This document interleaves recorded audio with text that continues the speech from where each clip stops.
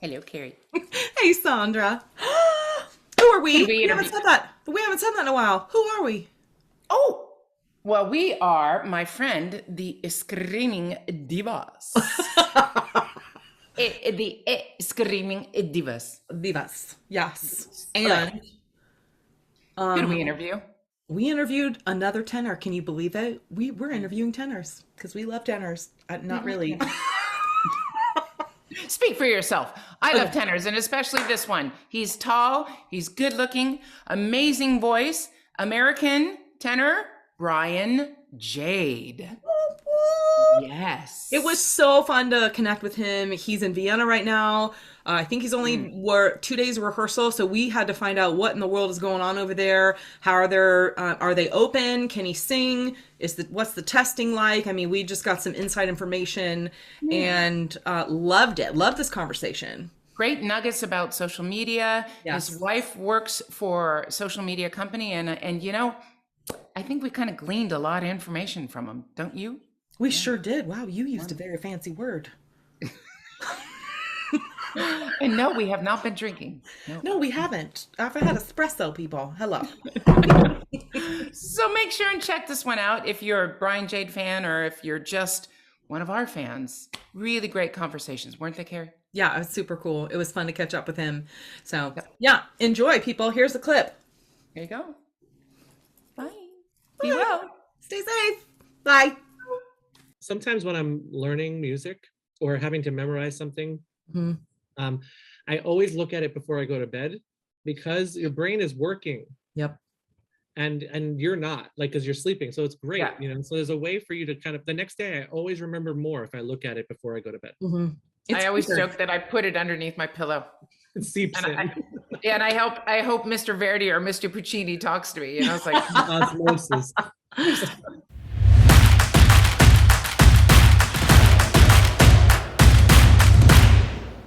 Hey, hey. Hey. Hi. Brian, how you go? Cheeky monkey. Hey, yo. Mm. Cheers. Wait. And I had to wear this. I don't normally wear this casual hoodie on the Divas, but I got this for my birthday and I had to wear this because I thought this was hysterical. I'm going to. Crazy Saint Bernard lady. There's nothing wrong with any of that. Tell me who that cute little fur baby is in your picture. Cav. It's Cavaradossi. That's his name. I was able to get him because I ended up going on in Santa Fe for a role I was covering Cavaradossi, and it was supposed to be the way I kind of got myself used to the role. And there were 12 performances in Santa Fe, and I ended up replacing the guy for all 12 performances. So I got quite a little bit more money than I expected. So I was like, maybe I can get a dog now. So I was, being on the, being lonely on the road, you can get a dog and it's nice. So he travels with you. Oh, he's traveled with me all over the world. Yeah, Is he there with you now? yeah, he's here. He's sleeping on the bed. Oh my gosh, how old is he? He's 9 now. Yeah, because this was 2012. Wow. So yeah, he's great. He's been to more countries than most people I know, and multiple times to every European country that I've worked in. So I love it. Do you ever bring him to the opera house? I had brought him a lot, especially in the beginning when I was in San Francisco at the time, finishing up my Adler Fellowship. So I brought him to the opera constantly. Then it became much better for him actually to kind of not have the anxiety of going there and back and forth. Right. And also for me, he got so heavy because I was lied to about what breed he was. What is he? Is his St. Charles? He's a half King Charles King Charles. Cavalier. And then the other half was supposed to be Shih Tzu. So he was never supposed to be heavier than 20 pounds. It turns out he's half Cocker. So he's 37 pounds. And so carrying him in and out of the opera house it became quite difficult. A big deal. I can't, okay, Humphrey is 198 pounds, so I'm not carrying that dude anywhere. Well, it becomes hard. It becomes hard to travel. We have to travel by train all the time within Europe because a lot of the flights won't allow him unless we want to put him underneath. And I just swore I would never do that. So Yeah. too many issues. Too many issues with dogs and Too many issues. I was reading because I'm in all these forums for St. Bernard's about that. And is it possible and what do you have to do? And there's just so much. I mean, it depends on the airline, and now we have all these different rules and whatever, but that's him. I don't know if you can see that. Yeah, for sure. Little thing. Baby. Okay, so Sandra said we have to talk about this. Go girl, say it. Okay, we need to tell all of our viewers out there, and first off, apologize to you. Yes. Because we have a whole other Brian Jagde interview somewhere floating around in the ethernet that just mysteriously disappeared. Oh my God, I had a heart attack. I seriously died. We have to apologize for that. And then how many times did we have to reschedule because it's winter time here and Carrie lost power and then I lost power. So yeah, and sorry, and family Brian. stuff. Don't worry about it. I'm so sorry for your loss too. Oh, thank you. You know what kills me is that, like, I know what your wife does for a living, you know, with social media. And I'm like, the one person I don't want to have failure with is him. Stop. And there was massive failure this time. Don't even worry about that. We've never had this issue ever. No, so it's all Brian. Yeah, I've where heard I think that it happens. You know, I didn't know, and I'm so glad I didn't know, because we're like 90 interviews in and I haven't had this issue. And when I started researching it, I was like, oh my God, this happens to like corporations that they want to record things and somehow the Zoom doesn't convert it. And I kept thinking it has to be in there somewhere, like where, and there was no retrieving it. We did everything. I got my tech husband involved, and I just was finally like, please tell Brian what has happened. Anyway, so where are you now? Yeah. I'm in Vienna. I'm at the Staatsoper. I'm singing in Manon Lescaut. So it's Oh, you lucky. Kind of a whirlwind, and yeah, it's a heck of an opera. Probably the hardest one I sing currently in Italian. In that it's heavy and kind of Puccini's sort of figuring himself out still. You know, because you can hear Bohème in there, it's not written yet, and you can hear Butterfly not written yet, and Tosca a little bit. So, you know, he's still figuring it out, I think. But it's definitely a challenge for most tenors, I say. How's it going over there? Are you, I mean, what's the latest, especially with COVID and all that? So they're really intent on keeping COVID out of the house because they had some major issues in December. I mean, a bunch of colleagues of mine got it or had cancellations, and they were just sick of it. And so, hello, soprano singing in front of you got it. How horrible did I feel? And the fact that I didn't get it somehow is a freaking miracle. I actually, I'm going to still knock on wood because I still to date hadn't gotten it ever. And even before the vaccine hadn't gotten it. And, you know, I don't understand because I've been around people. I should have gotten it. Like I was. Well, you might have been asymptomatic too, you know, and you just might not have known that you had it. And they tell you, because whenever I was getting tested, I was getting antibody testing too. And never did I show any antibodies for it. I mean, in fact, I was in Chicago Lyric doing Butterfly before the pandemic was announced, and there were like 5 people in Chicago who had gotten it, and I was sick for a really long time. And honestly, it wasn't COVID. I thought after the fact, I'm like, maybe I had it, and that's why I never got it. Maybe I had antibodies, but I got checked whenever the testing was available, and I never had any antibodies. You're like, really weird. That is weird. You're like that. There's a meme going around right now on social media, which is hilarious, of Keanu Reeves, you know, with his hand up from the Matrix movies with all the bullets coming in. He's like, no. And it's like, anybody that hasn't gotten COVID is this. Maybe I'm in the 1%. I mean, it would be really odd, but there's like a certain amount of people who are immune, I guess, maybe, or I don't know. I don't know. Well, we don't want to jinx you. I'm happy, you know, knock on wood, people. No, I was there the same time as you with the Butterfly, and I swear Brandon Jovanovic got it in the Peak Dome because he got really sick and they put him on steroids and stuff, and they didn't know. But I'm wondering, like, so here the protocol is testing every single day. They do a PCR. So what they do is they have PCR gurgle tests. You gargle for a minute in front of a video camera so that they can see you're actually doing it, and then you fill the tube and then you put it in the box it came in, and then they collect it twice a day, basically, at the opera. You can do it in the morning or in the mid-afternoon, early afternoon. And then you also have to do an antigen test before your first rehearsal. So they double test you every day, which is pretty impressive. I have to You say, know? they're digging in. They're like, we're not having COVID in this house. We've No, already but had I like the visual of like holding your phone and going,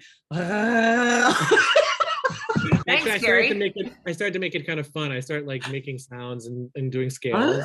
Doing Might your as well- warm-ups. Might as well do some warm-ups while I'm doing it. Oh, yeah, because I heard Vienna, they've had just a tough It was row. not good. I mean, but you know, they're mandating vaccine by Feb 1. Cool. If you want to do anything in public in this town, you're gonna have to be vaccinated. Oh, for everything, not just to work in the opera house. Oh, No, wow. I mean the whole country is saying that's it. They're just done Wow. with it. If you don't want to be vaccinated, then you can stay in your house, like because you're not going to go out to dinner, you're not going to go to the stores, anything. Are there demonstrations now because of that? Yeah, Yeah. there are people who are saying, I think the biggest argument they want is another month at least to do it, because this was only announced, I guess, a month ago. Yeah. And so it's a little, but I mean, by now, a lot of people are already vaccinated anyway, so they're figuring that the other people have plenty of time to get vaccinated.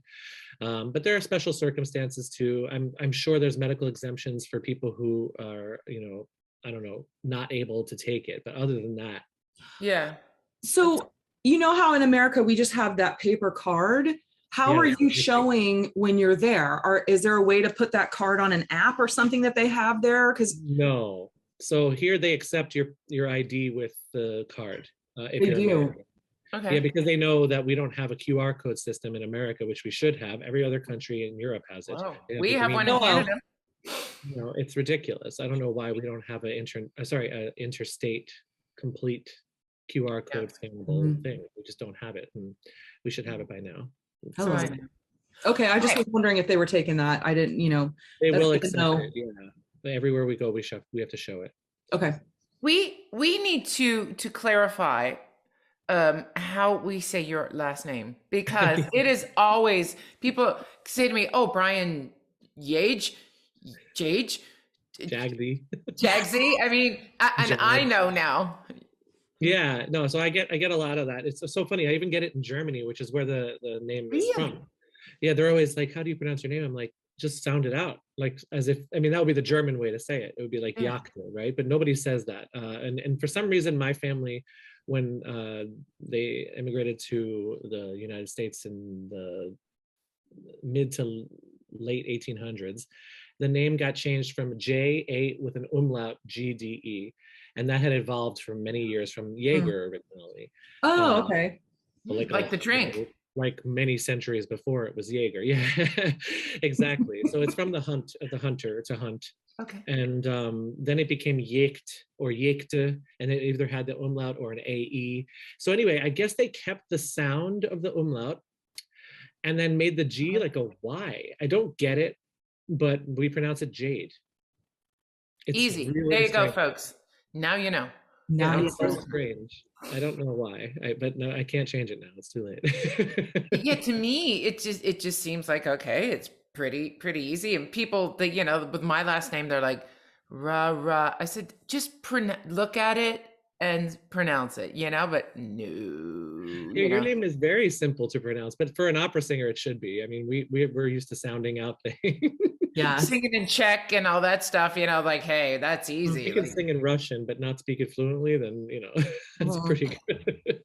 I think people have pronounced my last name wrong my whole life. Yep. Well, it's just where you put the emphasis on yours. Is it Alchema or Alchema? Or Alchema. Right. Alchema, I guess, yeah. I think my favorite was Alkawa. I was like, what?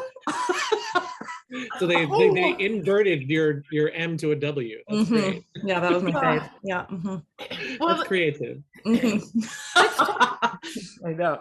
Let's talk a little bit about cancellations right now, because it's really interesting. We're just hearing so-and-so now, instead of somebody saying, oh, they tested positive for COVID, we're getting so-and-so is indisposed or will be replaced for this performance.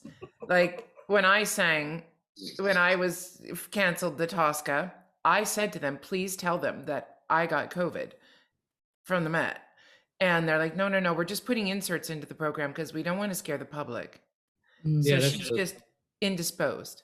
Yeah, I've heard this before, and it's been happening kind of everywhere. It's like they don't want to say the C word because it's so scary. Meanwhile, the whole world is getting it, so it's like Hello? it's not a secret. I feel like it's a little bit of an over protective kind of method. I don't think people are going to be that scared just because one singer on stage can't be there because they have COVID. The whole point is they're not there. So Right. they can't get you sick, and not for nothing, but it'd be really hard at the Met or any big house to get someone sick from the stage to the audience, especially with them all masks. Right. But I guess you never know. But the truth is, if you're not there, you can't get anybody sick anyway. So what's the problem? I know. I don't It's, know. I think it's a extreme measure to and the not announcing it till the last minute and stuff like that. That's a little much. But I can see that they're nervous. They're obviously very nervous, and they're afraid of losing more of their public when they've already still not filled the house very much. yeah. I mean, we have, Okay. Who's the right Manon? now, Let's go. what'd you say? Who's the Manon? Asmik Gregorian. Oh, Oh, amazing. It's my first time working with her, so I don't know, much about her. We're getting to know each other. We've only been in rehearsal for 2 days, so Oh. yeah, it's fast and furious in the land of repertory houses, Yeah. So, Well, I mean, Vienna, that's it. We're so used to the Metropolitan Opera and, yeah. other companies rehearsing for 3 weeks. You're lucky if you get any stage Anything over 5 days is a lot. orchestra time. Yeah. Yeah. It's just like, go. This is the first time they've done this opera in this house for 5 years, almost 6 years, I think. So I think Whoa. that's why we're getting a little bit more time. Okay. So we have about 10 days we have total before we Wow. open. So we have 2 orchestra rehearsals on stage at the end of this week, and then that's it. And then we go up. So we'll see. That's unusual. We should talk a little bit about that Yeah, because sure. like Vienna Opera is for us singers, we know that it's just kind of okay, move along, move along, move along. It's like a little conveyor belt of the productions Right. moving along because it's a repertory opera house, and they will do almost a different opera every night, Mhm. and you don't have usually there's not a lot of opera performances in a run. Right, 3 to 5 max. Yeah. And it's like it's a quick in and a quick out, but audiences don't know that we're not rehearsing for weeks and weeks at a time. Yeah, It's just, and we as singers, we know, okay, if you have a week free in your schedule and you want to put something in there, go to Vienna. yeah, exactly. Or any of like the German houses where you can do the same thing, like Munich, if you're doing a repertory. Repertory that's repeated throughout the season, or Berlin, houses like that. They're quick in and out with things you've done before. It's great. It's hard to make a debut in a role, I think, with a shorter rehearsal space. I wouldn't typically do that. Yeah. I remember getting a phone call from Berlin saying, has she done it? And if you hadn't done it, then they didn't want to bring you in. It doesn't mean, I don't mean the production, just the role. Like, Yeah. have you sung Otello yet? Have you sung Desdemona? That kind of a thing. And it It's not was smart to do it without a full No. rehearsal period for your first time. right. So like when we're at the Met and when Carrie and I were at the COC, normally we have, it's usually what, 2-3 weeks of rehearsal, 3 weeks. And we don't get paid for those necessarily. At the Met, we get a little bit of a rehearsal fee, but at the COC, we didn't get anything. No. So We then, get a rehearsal fee at COC. They build in some kind of fee that's with the union. I don't know if you call that rehearsal or your housing fee or something, but there's something extra through the union. Anyway, go ahead. okay. But then, for instance, now we're living in the era of COVID, which, okay, it's going to be here for a while. So you're rehearsing for 3 weeks, and then boom, you get COVID. Yeah. And you don't get paid.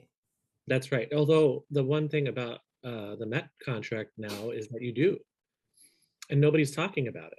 I heard this, but I wasn't sure if it was true. I thought that I heard that singers that got COVID were still getting their fee, but then okay. Well, that's the thing, Sandra. So I don't know. It must have started after January 1st because I don't know if you got paid, but I know that like Quinn when he had to cancel, he got paid. And now they don't, it's because of a clause in your contract. And you might be able to retroactively get it, Yeah. actually, Sandra, because there's a clause that says if they cancel you, then, but the problem is the way you went about it. See, the only reason you even knew you had COVID is because you tested yourself diligently Yes. the day that you did, and then told them you had it, right? So maybe that's the loophole you missed out on. If you had said, I have a tickle in my throat now, they won't even let you come in the opera house. So even if it's Well, not I would have sung potentially 2 shows. Yeah. With COVID, giving it to everybody. Because I didn't get my test results back until Sunday.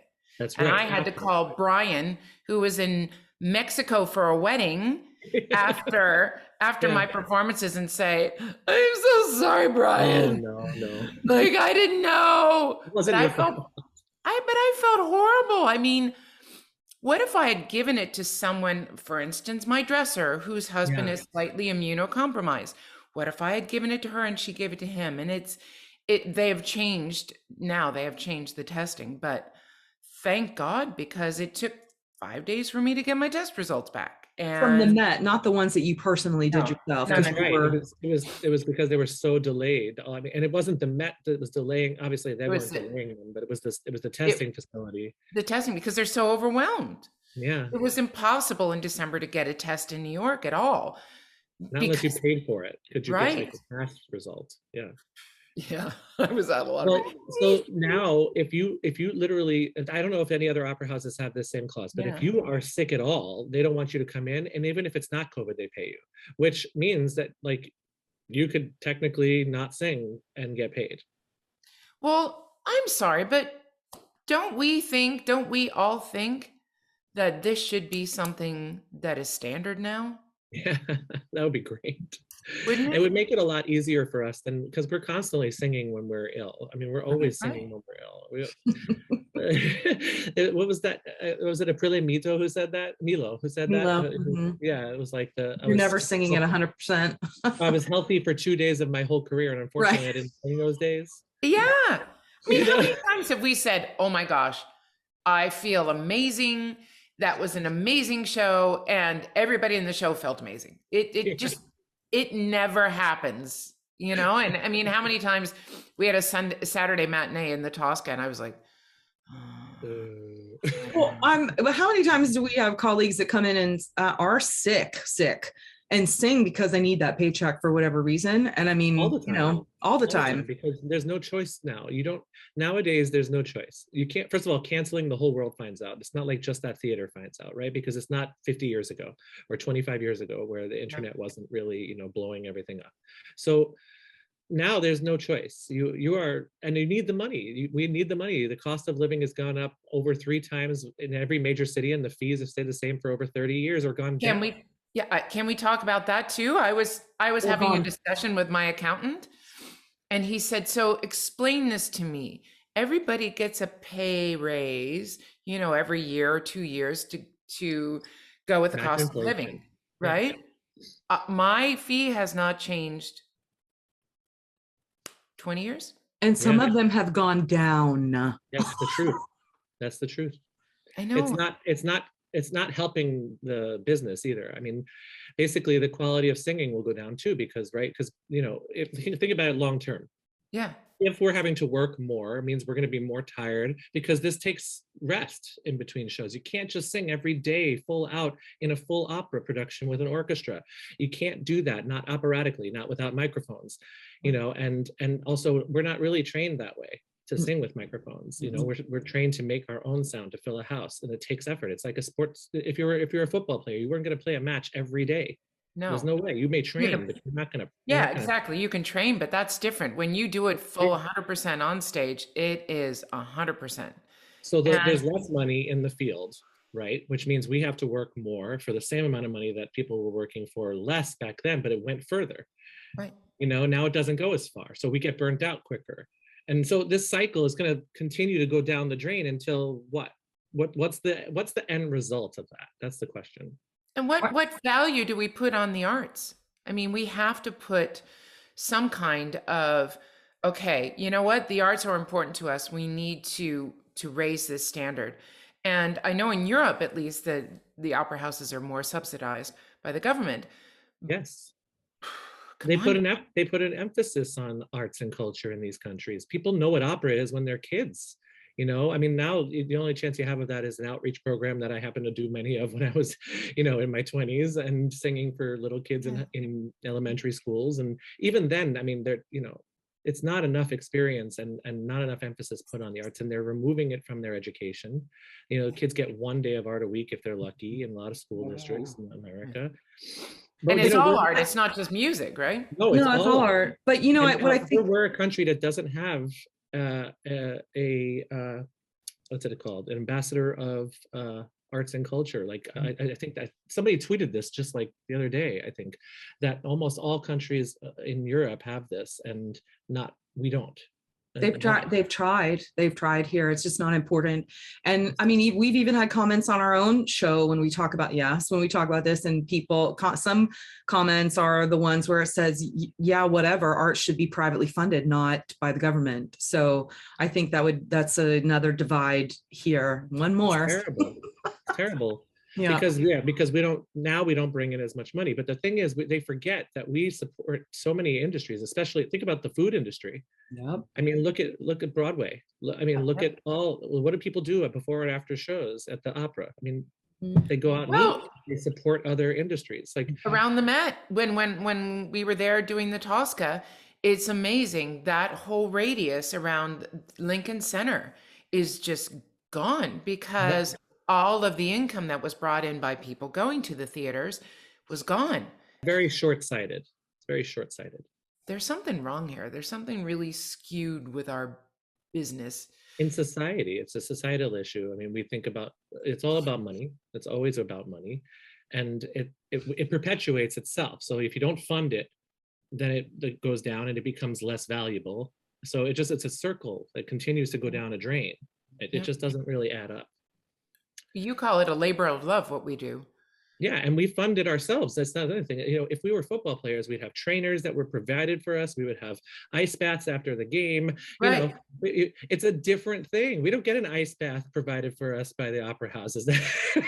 You know, we've been on our feet for 3 hours, and it doesn't matter. You know, I just like a massage. You know, I want a massage after I'm done singing. It's like, and we especially have to fund it ourselves, and we have to train ourselves. We have to pay for our lessons, our coachings. We lose 3/4 of our income every year to these things, depending on, you know, who you are and how much you make per year. I mean, most people at my level or below income wise are losing 3/4 of their income a year. So then you're working for 1/4 of an income to pay for your mortgage and pay for your food and pay, I mean, insurance, health insurance in America, you know. Insane. We just had to choose a new thing for starting in January. And when you're sitting there deciding for my husband, what comes out of his paycheck, and do we need this kind of insurance? Do we need this? I mean, how much of the deductible are we going to pay each year? I just thought, I mean, the thing is that you can't not have it, because you will lose your house. You will lose everything if anything happens to you, and you are gambling on your deductible on if you're going to get sick this year. I mean, it's a gamble. And I told him, I said, why do I feel like I'm playing Russian roulette here? This is madness on what we're deciding how much money is going to come out of your paycheck, which decides how you plan your budget for the year, all that kind of stuff. It's insane. I have to say, when you guys were talking about ice baths, can we please put in our contracts that we have some body work after you put me on a rake stage that's like this? Because who doesn't, no matter how in shape you are, who doesn't hurt walking off a rehearsal or a stage like that? I'm Lord mercy. Yeah. I mean, you guys are more used to walking in heels than I am.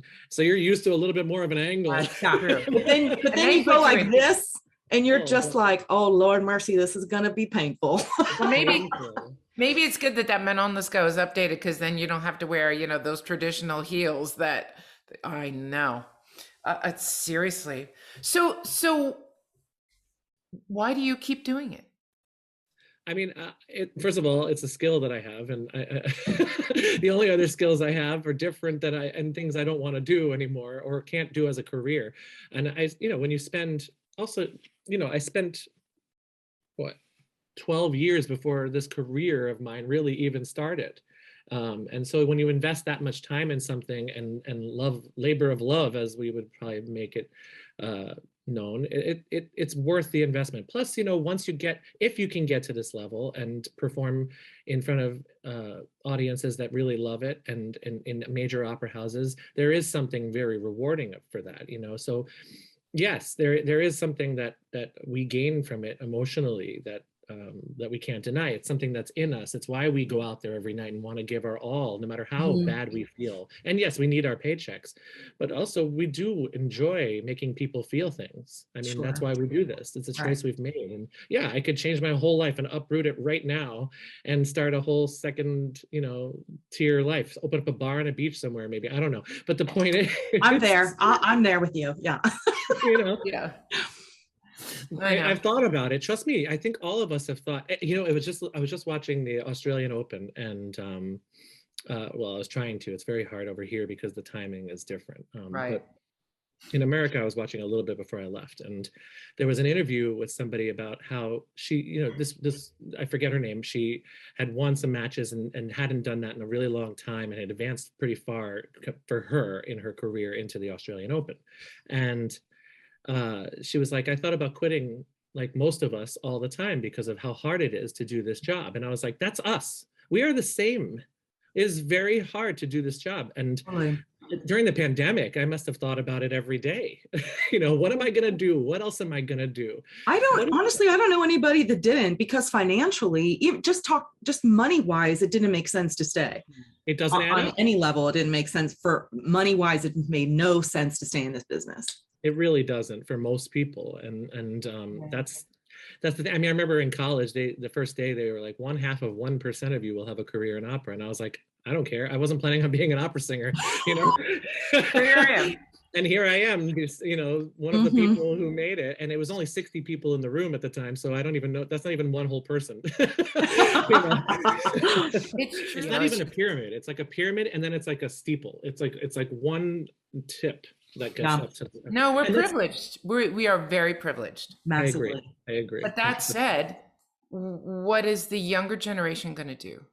That's what I always think about. I mean, whenever I'm giving, I work with Opera for Peace, this organization that's worldwide, and some of what I do is to work with our emerging artists. And, when I'm talking to them, I'm always very real with them, because I think they need to know what they're getting into. Of course, these are people we believe in who actually have the potential for a career, but maybe got missed over, or just need a little bit of a tweak, and then, the sky should be the limit for them, and that's what our ideal of them is, at least.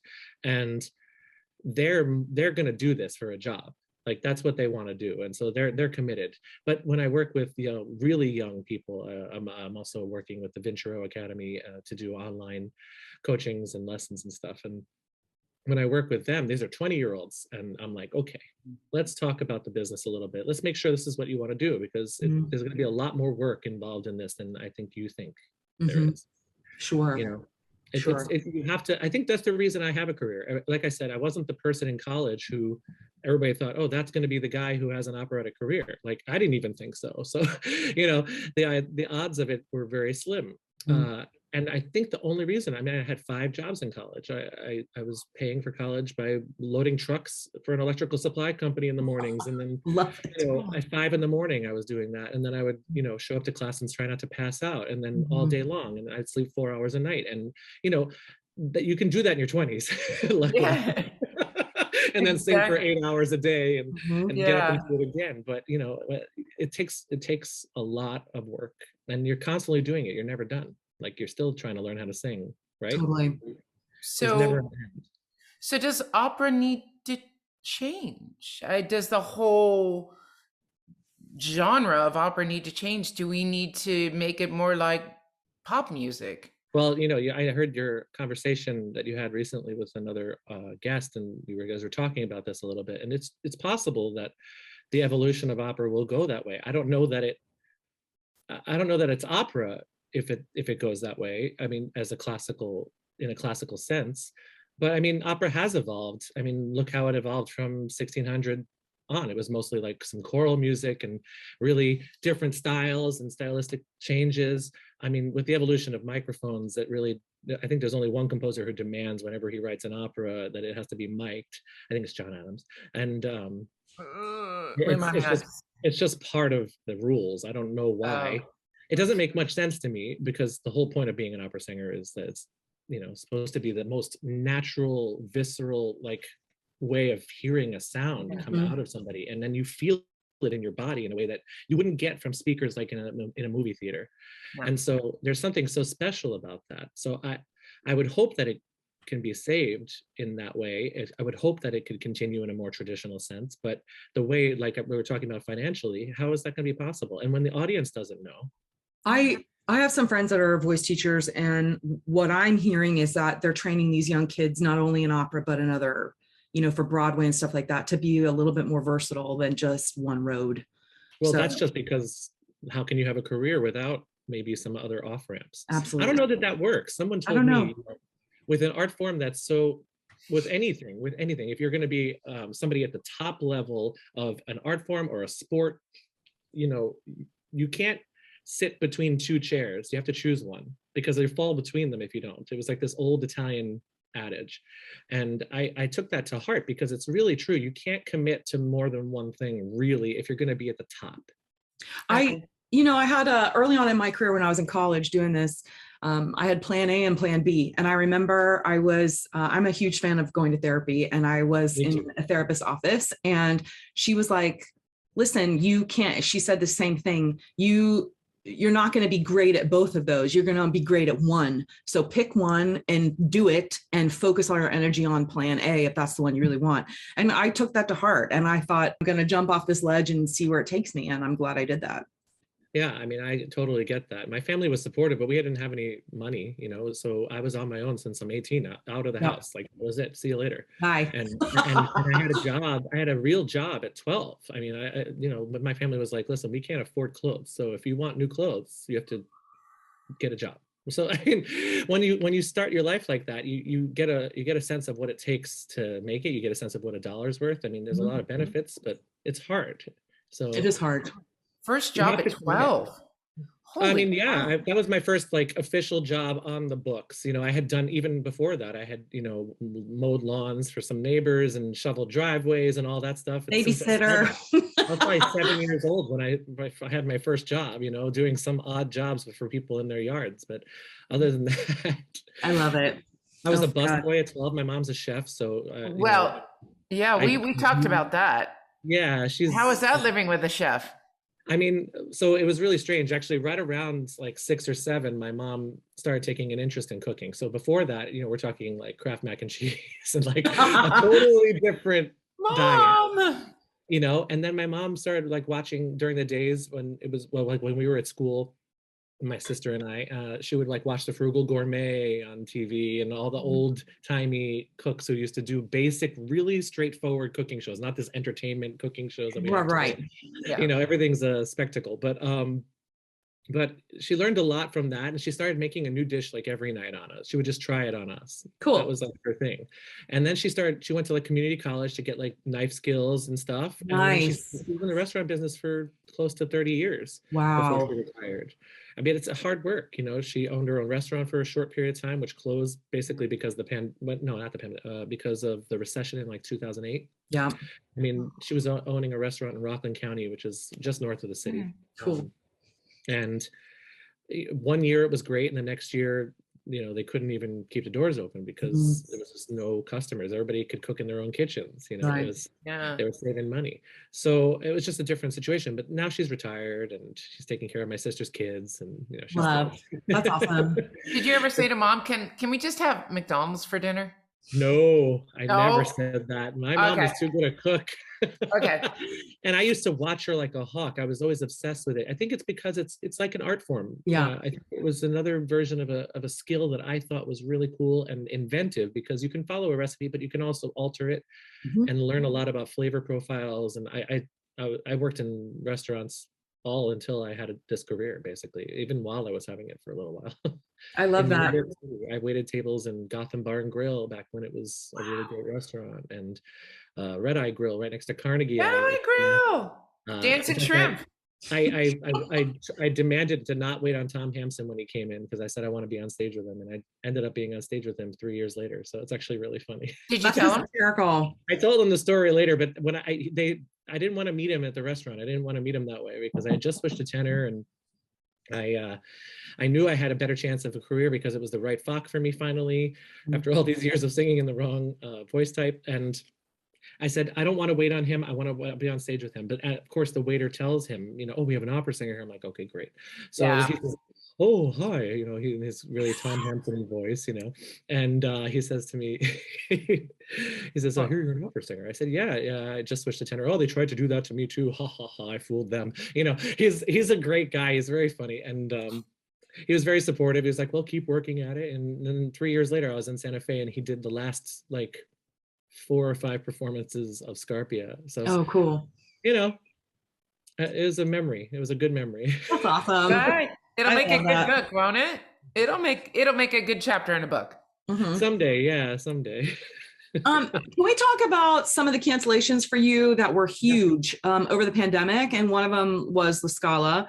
Are we allowed to have some inside information on whether or not those things are going to be rescheduled? Yeah, so I mean, a lot of them were rescheduled in times when I couldn't do things because I was booked, 4 or 5 years out. And so the benefit of that is I knew I had work coming and hopefully wouldn't be canceled again. Okay.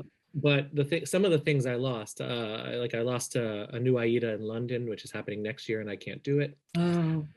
I lost a Rusalka in Amsterdam because that didn't work out the period that they put it into. I couldn't do. Some things that I was really looking forward to because I love those roles. Also, I lost my original Met debut in Tosca, which was supposed to happen in 2020, right when the pandemic was announced. Oh. Lots of, I mean, it was a crazy time. The gigs, you would just rework a role for an inevitable cancellation, and then you would do it. Then it's okay, move on to the next role with your teacher, and then move on to the next role with your teacher. Right. I know, it's kind of like, oh, take that scarf. Waiting for the other shoe to drop. I know. Totally. Hopefully, it's not going to happen much more. I think the new policies are kind of working. I think so. We'll see.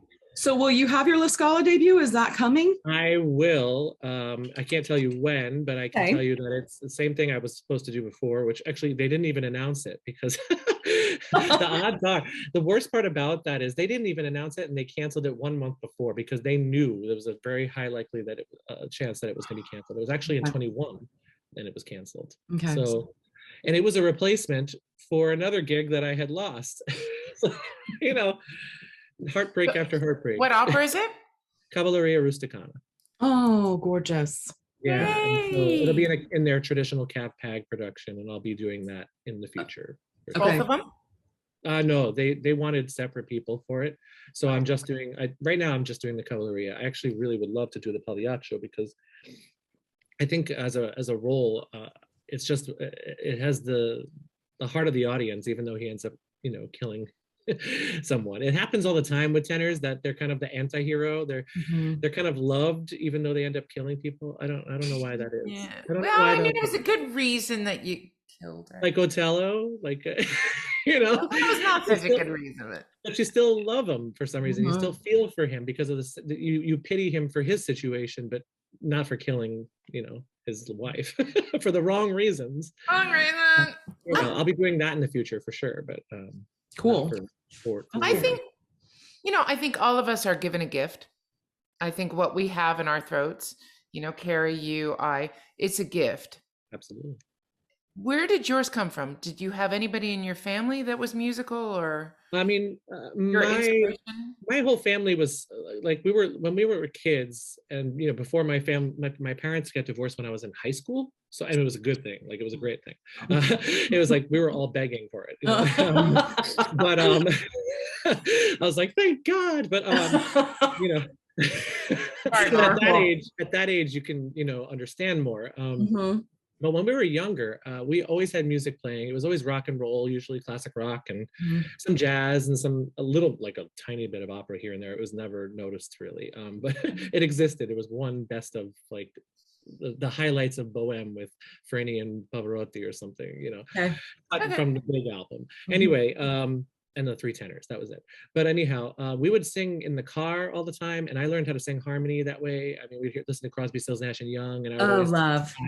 I would always take the highest part, and so I learned it, and I was always in choirs and choruses. But my dad, when he was in his elementary years of school and a little bit into college, maybe had a band and sang some rock that way. He had a voice. He was a really pretty voice, and but nobody was trained.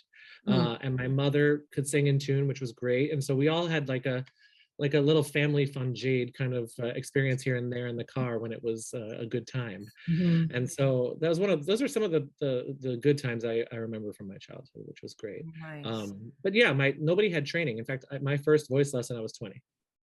So then how did you go to school then for singing? Like how did that work?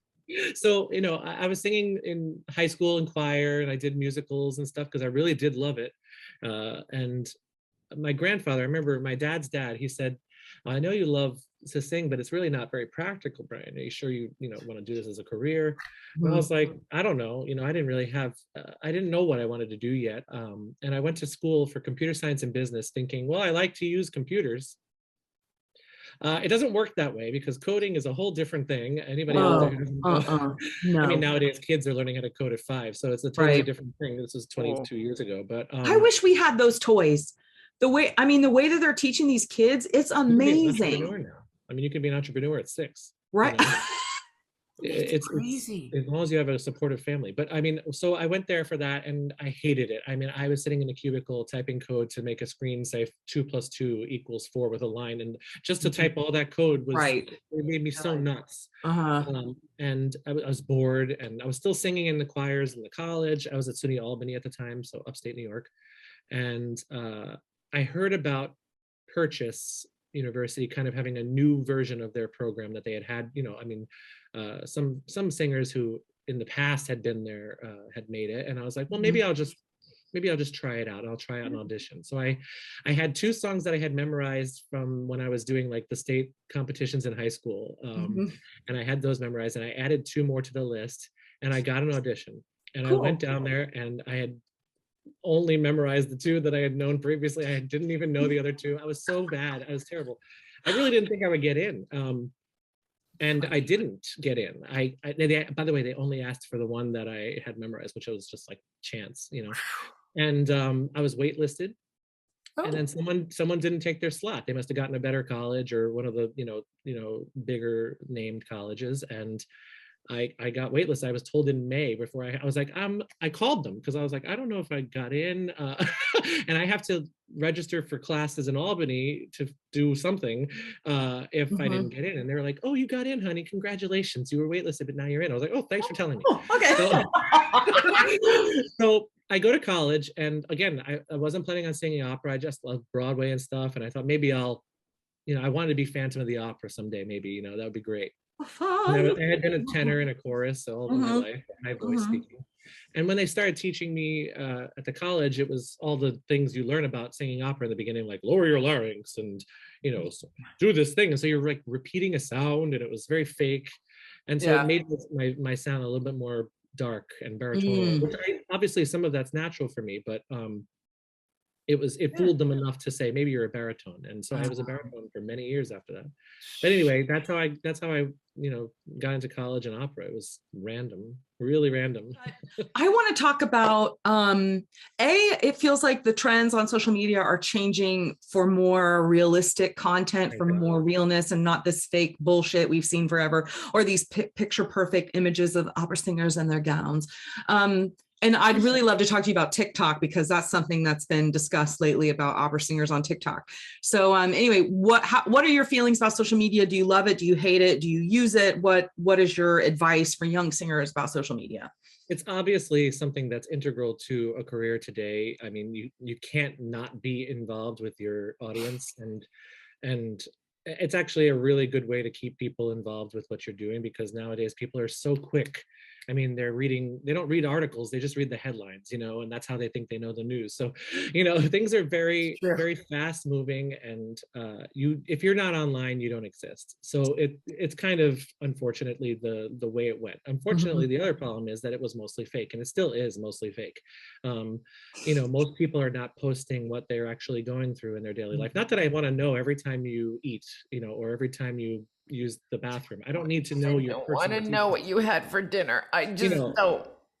To that degree, I don't need to know. But I do like when people talk truthfully and honestly and say what's really important. Like having this conversation, for instance, I had a few of them even during the pandemic early on, because I was like, let's just talk to some people and see what's up. But I mean, I think the trend is going the other way. If you see someone flying privately as an opera singer all the time, it's not real. Like there's no way. They're one in a million people that get that opportunity. And it's just very rare. We don't have that kind of career, and we shouldn't promote it as if it's that. And honestly, it's not helping pick up audiences, because when people think about this, they're still thinking, oh, it's this elitist, for rich people only thing. And if we keep promoting all these rich wonders and not be real with people, then they're not going to relate. Nope. So the best thing we can do is make it more relatable and real. Do you think there's a cost ad for young artists now, young singers? Do you think that it increases their cachet in a way? Or, I mean, we're circling back to money again, but if you spend an hour or two on it a day, do you think that it's going to help them be more famous or get more jobs? I wouldn't go that far. I don't think so. I think people think that. I think people do think that. And I think that's kind of part of the problem, right? Because again, you're trying to create something out of nothing sometimes. I think it does help your overall accessibility to your public. And there are some entendants that are, crazy about seeing what your public image is and how many followers you have on Instagram and all that stuff. And unfortunately, they do take that into account when they're getting record contracts out there. I mean, they want to know how many people you already have reached to, so you have an audience to sell something, even though they make no money on it, right? So to that degree, yes, you can increase your salary just a little, but it doesn't really change your financial situation. And spending 2 hours a day on it is ridiculous. I mean, it should be no more than like 5 to 10 minutes. Maximum. There was a frightening conversation that a manager had with an American company that was, well, we're deciding between so and so and so and so and so and so, and can you tell me what her following is on social media? I know, it's sad, isn't it? It just cheapens the art form more. It doesn't really benefit anybody to worry about those kind of things. Can you sing? That should literally be number one thing. Opera houses used to promote the singers, because that's how you brought people to the opera house. You had stars, you had Pavarotti, you had Domingo, you had Carreras, you had Franey, you had people with these big, you created a career so that your house would benefit from those people. Right. Now they got into productions, and they're worried about, this production or that. Has it brought more audience? The power shifted. No. No, it has shifted away from the singers and the music, I think, and it's more into the drama and the productions and all of that. And it's really sad, because opera without music is just theater. It's true. What's interesting is that the reviews changed too. The reviews, 3/4 of the review was about the production, not about the singing. Which I always find so frustrating, because I'm trying to find out, I want to know about the latest whatever, and I go through and I'm like, oh, I don't care about that. I want to know, like, what, how are the last paragraph, right? And you go, oh yeah, there was singers too. Oh, no, because I just thought, well, it's opera, right? I mean, opera isn't opera without singers standing on the stage. I mean, absolutely. So I don't know. I just always thought that was so crazy. Oh, but Kate, can we talk about TikTok? Because I'm having issues with TikTok right now.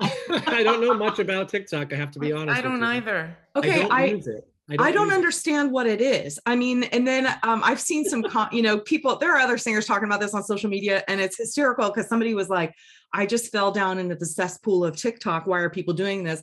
And they're like, dude, you're old. So, wait, hold on. Oh yeah, Carrie, they just said you're old. Okay. But then I found out that it depends on like how you curate what you're watching. So some of this that I watched, because I was just new and I got on and I was trying to my own videos, I just use my dog, Humphrey, to see if I can make some fun videos with him. But just to see how it worked and how it transferred into Instagram and all this kind of stuff. But when I started watching this, I thought this is the biggest waste of time I've ever seen in my life. But people are watching this because if you get over 1 million views on something is where you can financially make money on this. I think it's 1 million. And people do this and they reach this but it's the dumbest shit I've ever seen in my life. And I'm just like, what is happening? I don't know a lot of opera singers who are getting that kind of reach. I've looked. I wanted to know, like what people were, what they were doing, what they were getting. And I mean, actually it was Jessica Pratt, who we interviewed, who said we are missing an audience on TikTok if we're not on this. And I actually like her feed. It's really interesting. And she does warm-ups and practices and practicing things. And even when it's bad, and she's trying to fix something. And I'm like, that's kind of cool. Like it's fun to watch. She just put a TikTok up of her. She stepped in for Nadine Sierra in Lucia in Napoli the other night, and she put a TikTok up of her when she died. She died too close to the curtain, the final curtain, and so she's now calling it the Jessica Pratt fall or something. And so she fell back. She fainted backwards to get out of the way of the curtain coming in. And I can't even tell you how many times I've had to drag a dead soprano's body so that we don't get hit by the curtain. I'm so sorry. Everybody wants to be downstage. It's great. I love being downstage too. But once you're dead, I know. It's going to be my job to have to drag your dead body. You gotta move. I had to in opening night of the Tosca at the Met. George, when I stabbed George Gagnizza, I was like, George, no. So I'm like, muori dannato, muori. No, to the right more. Yeah. His head, the curtain came down, and here's George's head, and the curtain came down like here. And like, oh. So his head was slightly sticking out of the curtain, like, oh. No. The Adriana, the David McVicker Adriana, I did it here with Ermanella, and we're told to come downstage for this scene at the end when she's, kind of crazy and losing her mind because she's been poisoned. And so we were far downstage, and when she would fall back into my arms, I would just take 3 steps back and then put her on my knee. Because every night we had this chance of having the curtain kind of come, and they would have to, they knew afterwards to have guys walk just in case they had to push it out around us. And then the things the audience doesn't know, right, about our jobs and all the little things we do on stage, and I think they appreciate it when they see the backstage stuff. They love finding out how the sausage is made to put it in a totally. It's something that they really want to know. There was a wonderful New York Times article with Erin Morley, and the photographs of her backstage and what this photographer got was just art. It was just beautiful. And I thought, oh my God, like I want to see the moving. Can we take a video of this too? Just her climbing up and how they painted her feet to be dark and like dirty and filthy. And it was just so cool. And I want to see that. I mean, I think it's so fun to see that kind of stuff. So I think we need more of that. I want to see Sandra jumping into a box full of foam squares. Listen, and it was a lot of fun. We laughed so hard. I'm surprised that nobody ever heard it in the theater. I was laughing. I know. The last night I took them, because they're foam squares about like that big, square round, and I took them and I was throwing them at my dresser. We were laughing so hard, and I thought one of them was actually going to go above the castle. That's funny. You have to have fun too, right? I think that's what that's why we keep doing it too, because we have colleagues who we like and we work with, and we can have a good time too. We have to enjoy it, otherwise we would really not do it. Now we're moving to Italy part-time, so we'll be by I guess coastal, by continental, by something. What made you where and what made you guys decide that? A couple of things. So like I said, luckily enough, I have gigs for quite a while in the future, and 80% of my work every year, even for the last 5 years, has been in Europe. So traveling there and living in New York and paying for New York is very expensive. And again, we were talking about money, and I'm trying to find ways to, how am I going to retire someday? Like, how am I gonna stop singing. I don't necessarily want to be like PD out there singing when I'm over 70. You know, I don't want to be Okay. that person. I don't know No. I don't know that I could do this career like that with any kind of energy you're going to need Mhm. at 70 years old. So I want to find a way out at some point. So I know where my journey will go. And, Mhm. you know, we don't have retirement plans. You know, we don't have, unless we set them up, we don't have them. Nobody teaches us any of that. And when you don't have somebody who's your employer, like a full-time employer paying into that with you, Yep. you don't think about these things in your 20s when you're not making any money anyway. You can't put Right. anything away. Right. So, you know, you don't start your retirement. I don't think I opened up a retirement account until I was 37. Mhm. Like now I'm starting from scratch. So Yep. how do I plan for the future? And so one of the things I thought was financially, it's going to cost 1/3 the amount of cost it costs to live in New York that it does to live in Italy. Mhm. Depending on whether or not we become residents, of course, there's the tax issues, and that's very complicated. And I don't even Yes, try and go Italy is a nightmare for that. Oh my God. all the different countries here. Well, you get stuff for it though. I mean, they have healthcare. Sure. You can go to a hospital and it'll cost you $0. Right. You know, Right. so you know, there's benefits to paying more in taxes, which we've considered in America a little bit, I guess. I know in Canada they have that. High taxes, but we have free healthcare, so yeah. And you have to supplement it with some private, right? That's basically how it works. Yeah, when you travel, for sure. Like going over to Europe now, when I'm going over, I had to buy not we all only have to buy travel it. insurance, but COVID insurance now too. Ah, They're demanding that. Canada's demanding that. that So is interesting. So where did you decide to go in Italy? So we're living near Rome in Lazio. It's on the coast. We're near Cool. the water, which is great. I'm a beach guy. I love. Yeah. I think I thrive on water. I need water near me. Me too. That's just who I am. So part of the reason is that. Also because we have friends in Italy and I speak more Italian than any other language except for English. Mhm. And so I'm becoming more and more fluent, which is great. And Jenna Great. too. And so, you know, we just decided that it was a good move for us. Plus the commute to jobs will be much different, much easier, Right. you know, shorter, no Right. much jet lag. I mean, coming here from America just now was, I mean, I'm still dying kicks to your- get on the it schedule. kicks your butt, and you can't do quick jump-ins. And quite frankly, there's more work in Europe. So Sorry, there's so much more work and opportunities in Europe, and I mean, it's worth it. yeah, because you can get on a plane or get on a train or drive somewhere and be there in a couple hours, as opposed to, oh, sorry, I need 2 days, you know, to get there from. That's So a fact. good for- Yeah. And they don't have a lot of covers in Europe for that reason, because, you know, there's always Somebody. somebody around who can sing the role. you Right. know? That's awesome. I love that. So when are you guys making that happen? I mean, officially probably by the summer. Cool. We're signing the deed in a few weeks. Awesome. Very- Congratulations. Yeah, no, it's going to be great. The house is, you know, I mean, the amount of property I get compared to the apartment in New York, it's like a totally different thing. I'm paying less for more. Right. So, Right. and we're going to rent out our apartment in the city, and Cool. and when we're there, we'll rent for a few years before we do something else. And, Nice. Well, it's also quality of life too, right? Yeah, and I'm always going to be the, you know, New Yorker, because that's where I was born and raised. But, you know, it's just a matter of This makes finding a way sense. to make the balance. Again, I'm not home for 8 months of the year, no matter where I am. So even if I'm in Italy, I'm not going to be there for 8 months of the year. So, you know, it's just Oh my the way God, it I'm is. so excited for you. That's awesome. Okay. Shall Do you we? still have time for rapid fire? Because I know we've gone over our time. I'm good. Yeah, I'm here with you. I love spending time with you guys. I like talking to you too. Love you too. Yeah. So, if I don't you remember were the questions too, so it's good. well, we're gonna change them up. Yeah. We're rude If like you were that. an animal, what would you be and why?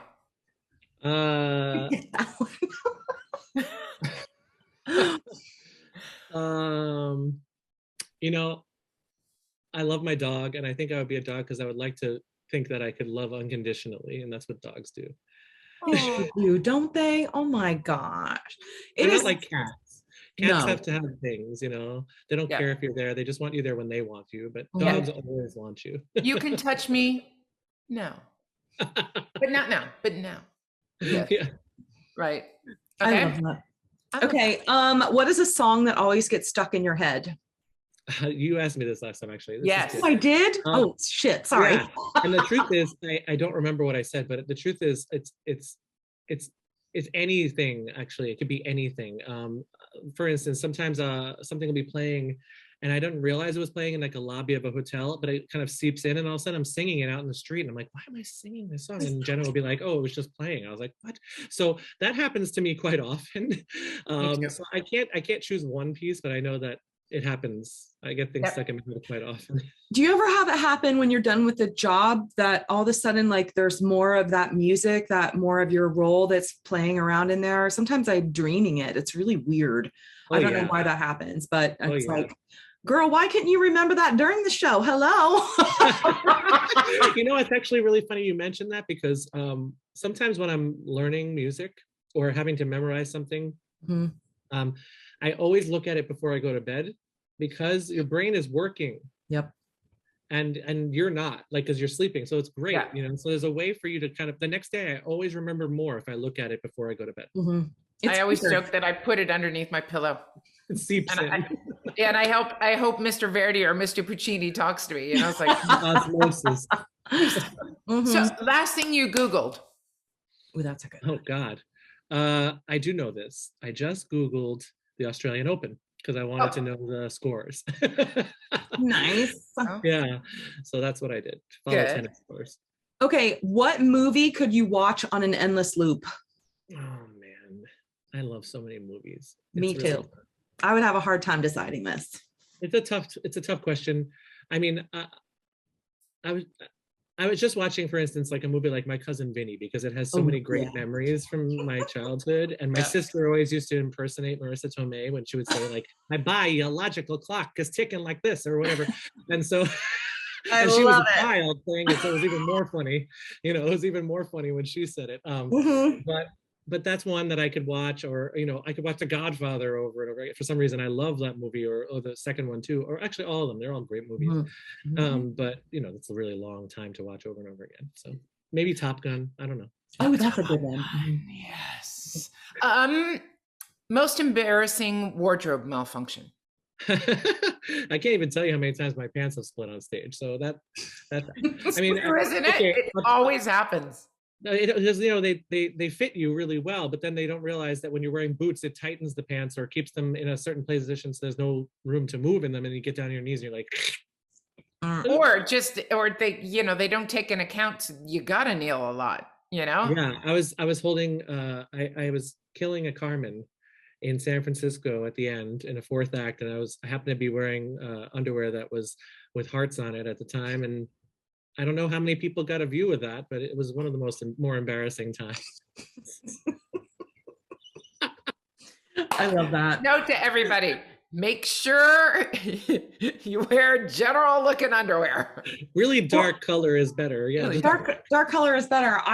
Was it Sarah Tucker or Richard Tucker? I don't remember. I had to go up to New York and do it. I was a young artist in DC. I had just done a show that night, and I thought I was Wonder Woman and I could get up and get the train at 6 a.m. and then sing that morning, like biggest mistake of my life. Not the biggest, one of them. And I was a mezzo, and I remember I was in pants. I finished the thing. It was awful. Like I totally cacked a B at the end of Cinderella's aria. And I was just so disappointed in myself. I got in the cab to go get back on the train station because I had more rehearsals down in DC that night. And I looked down as I was getting out of the cab to get to the train, and I was like, oh my God. I sang the whole thing with my zipper down and I had red underwear on. And I was like, hey. You got the job. But you know what? They'll remember you because, when you do auditions, everybody, you don't necessarily call them by name, but you're like, oh, the girl with the red underwear. Oh, yes. It's like, Carrie was the girl with the red underwear. It was just like, girl, when are you going to learn that you are not Superwoman and that you can't do everything? It was just like a hot dang mess. Anyway. No, auditions like that are tough too. I remember I was doing Butterflies in London, and Paris wanted to hear me, and I was able to get this audition, but it was in between two performances with a day break in between. And back then I used to do that. I don't do that anymore, but I took the train down and I had the worst audition ever. and it was in the Garnier, which is like one of the worst places to sing because it's like singing into a carpet. It's great for the audience, but it's just terrible for you. There's an empty stage, you know, and I was exhausted from having sung a Butterfly the day before, and I had one the next day, and I had one of the worst auditions ever. So now I don't do anything like that. First of all, luckily I'm not doing many auditions, thank God, because I don't know what it would be like now. I wouldn't even know how. It was like my job in my 20s. Now I have no idea what I'm doing if I go into an audition. Okay. Carrie, go. Okay, this is a total cheesy question, but what is the greatest gift we can give ourselves? Forgiveness. What about others? Same answer. Okay. Bingo. What is a trait you most deplore in people? Inconsideration. That's true. When people are they're just so selfish and they don't care about other people. That's my biggest pet peeve. I get that. All right, Carrie, favorite question. Oh, what is your favorite cuss word in any language? Fuck. 100%. I think it's becoming the more popular answer on your show. I started watching some more of them. Oh yeah. I just think it's so versatile. Yep. I mean, you can use it in so many different ways, good ways, bad ways. I mean, negative, positive, it doesn't matter. It's definitely my favorite curse word. I use it a lot. Yep. I think we all do, don't Yeah. we? I think at some point it's not even going to be a curse word now, is it? Because it's an adjective, it's a noun, it's it's all. It's all over my text too, but I love it when my phone tries to autocorrect it. I get duck. I'm so tired of duck. It's like, no, it's fuck. No, the same thing happens with shit too. Yes. It's like a shot all the time. I'm like, yeah. I'm so tired of this shot. Yeah. Listen, I don't need you phone, whatever. All right. iPhone. Our rapid fire has once again turned into non-rapid fire. I know. Who cares? Whatever. Let's ask the last question. If heaven exists, what do you want to hear God say when you walk through the pearly gates? Here's all your friends and relatives that love you and that you love. Obviously, it's been said before, but it's true. You want it if that's true, which you can believe or not, but if that's true, you want to be surrounded by all the people that haven't been with you. Yeah. Absolutely, I'm right there with you, especially right now. It's like, especially with the loss. Yeah, well, she's there. Mom's there. She's having a fun time. Yeah. Chatting away with her best friend and my dad. No pain. No right? pain. We gotta believe that. I have to believe it, because if I don't, I'd be a puddle every day. So there you go. Yep. Yeah. Carrie. Well, thank you. It's my pleasure. And I promise you, we are not going to lose this interview. Do not jinx me. Do not jinx me, Sandra.